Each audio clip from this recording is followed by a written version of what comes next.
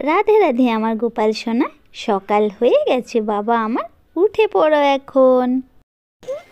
ও মা প্লিজ আর একটু ঘুনুঘুনু করি না, এত ঠান্ডাতে উঠতে ইচ্ছে করছে না আমার। দেখো সূর্যি মামাও এখনো ওঠেনি, তুমি আমাকে জোর করে কেন ঘুম থেকে তুলে দিচ্ছ? মা আর একটু ঘুমাই না প্লিজ, মা প্লিজ মশারিটা খোলো না মা, এখন আর ঠান্ডা লাগছে। বাবা গো কি ঠান্ডা, দেখতেই পাচ্ছ সূর্যি মামাও এখনো ভালো করে ওঠেনি, একটু ঘুনুঘুনু করে নি তাহলে উঠাও আমাকে। এই যা, আমাকে ঘুম থেকে তুমি তুলে দিলে। উফ কি ঠান্ডা লাগছে বাবা গো বাবা, কম্বলের তলা থেকে বেরোতে একদম ইচ্ছে করছে না। আমি কিন্তু কম্বলের তলায় বসে বসে একটু দুধু খেয়ে নেবো কিন্তু। ঠিক আছে বাবা, তুমি কম্বলের তলায় বসে বসে একটু চট করে দুধু খেয়ে নাও। দুধু খেয়ে তারপরে আমরা স্নান করে নেব। তাড়াতাড়ি করে লক্ষ্মী ছেলের মতন দুধুটা খেয়ে নাও, ঠিক আছে? দুধুটাতে একটু মধু দিয়ে দিয়েছি, ভালো লাগছে না? শরীরটা গরম হয়ে যাবে, খেয়ে নাও চট চট করে, ঠিক আছে? হ্যাঁ, শীতের মধ্যে মধু দিয়ে দুধু খেতে বেশ ভালো লেগেছে, টেস্টি টেস্টি। উফ মা, ছাদে নিয়ে এসছো, বেশ ভালো করেছে। এবার কম্বলটা একটু সরিয়ে দাও দেখিনি, গাটা একটু ভালো করে রোদ লাগাই, তারপর আমি স্নান করে নেব। ঠিক আছে, আজকে একটু তেল মালিশ করে দেবে তো মা আমাকে? রোদের মধ্যে বসে বসে অনেক দিন হয়েছে তেল মালিশ করি না, আজকে খুব ইচ্ছে করছে মা এখানে বসে বসে তেল মালিশ করব গায়ে রোদ দিয়ে। বাহ, সূর্যি মামাটা গায়ে পড়ছে, কি ভালো লাগছে আমার। আর মায়ের হাতে তেল মালিশ তো আরো ভালো লাগছে। উফ, শরীরটা একদম ঘুমিয়ে ঘুমিয়ে একদম ব্যথা হয়ে গেছে। এবার একটু তেল মালিশ খেয়ে নিলে আমার বেশ ভালো লাগবে। আর অনেকদিন বাদে তেল মালিশ করছো মা, আমার খুব ভালো লাগছে, আমার শরীরের সব ব্যথা সেরে যাবে।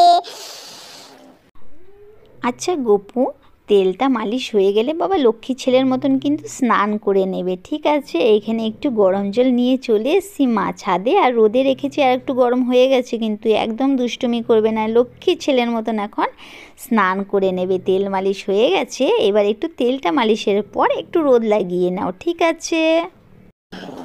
ঠিক আছে মা, আমি তোমার কথা মতনই সব কিছু করবো। আমার তেল মালিশ হয়ে গেলে, রোদ হয়ে গেলে আমি একদম লক্ষ্মী ছেলের মতন স্নান করে নেব, ঠিক আছে? তুমি আর রাগ করবে না তো আমার সঙ্গে?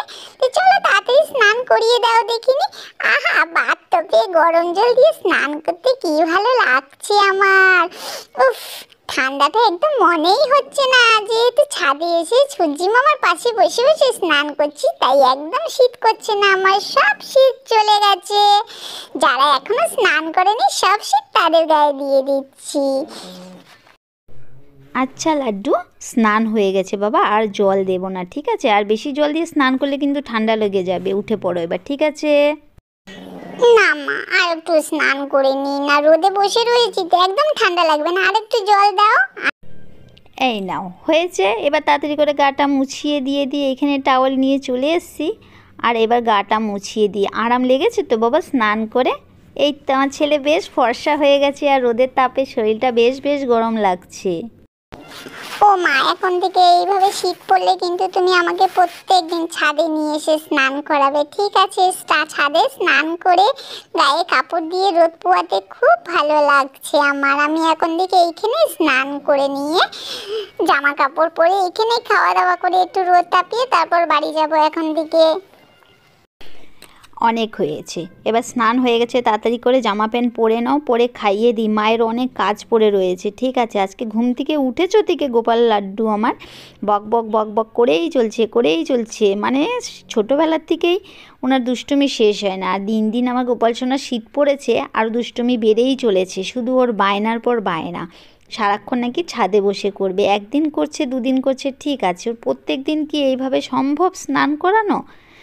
তো এইখানে এখন একটু শীতে লেবু খাইয়ে দিচ্ছি আমার গোপাল সোনাকে। কি ভালো লাগছে মা, কি মিষ্টি লেবুটা খেতে খুব মিষ্টি, বেশ মিষ্টি। আর এই রোদে বসে বসে লেবু দিয়ে ভোগ খেতে কিন্তু আমার খুব ভালো লাগছে। আমি এই রোদে বসে বসে লেবু খেতে থাকি, আর তোমরা সকলে আমার ভিডিওটি দেখে যদি ভালো লাগে তাহলে অবশ্যই সাবস্ক্রাইব করে দিও আমার, আর আমার মায়ের পাশে তোমরা এইভাবেই প্রত্যেক সময় থাকো, আর এমন সুন্দর সুন্দর ভিডিও আমার আর আমার মায়ের চ্যানেলে প্রত্যেক দিন তোমরা শ্রবণ করো।